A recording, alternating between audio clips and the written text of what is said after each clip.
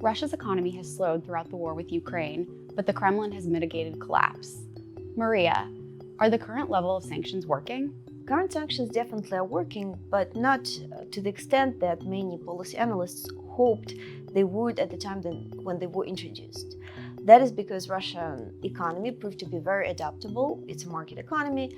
A lot of businessmen have invested in sanction circumvention schemes since the start of the war, and also the Kremlin has been quite apt at luring into the so-called global south countries and to be its fellow travelers on this trajectory. How has Russia adapted its economy to survive sanctions? Over the last few years, the Russian economy has undergone major restructuring, with the Kremlin substituting the private investment with state-led investment in the policy of the so-called military Keynesianism, and as a result has been able to achieve quite impressive growth numbers, although at this point we see that initial effect is mostly gone. Nonetheless, this current status quo situation is sustainable. Russian economy is unlikely to grow at impressive numbers anymore, but due to the continuing Russian dependence on the energy sales and significant amount of energy revenues that the Kremlin is still getting, it's able to sustain this situation despite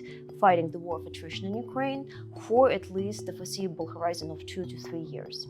Will the prospect of a partial sanctions lift be tempting enough for the Kremlin to call a ceasefire? This is perhaps one of the most interesting questions.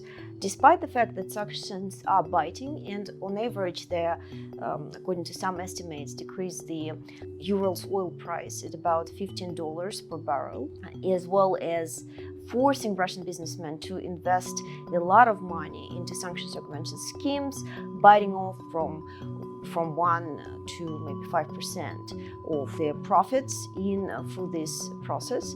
Nonetheless, the situation works for now, and most importantly, the Russian economy has undergone very dramatic restructuring as a result of the war. These new winners that have emerged as a result of this new situation. Sanctions protected, for example, domestic producers from the competition of the Western companies. And as long as this situation continues, no promises of the partial sanctions lift are likely to be as tempted for the Kremlin as to push it into committing to a long-term ceasefire with Ukraine.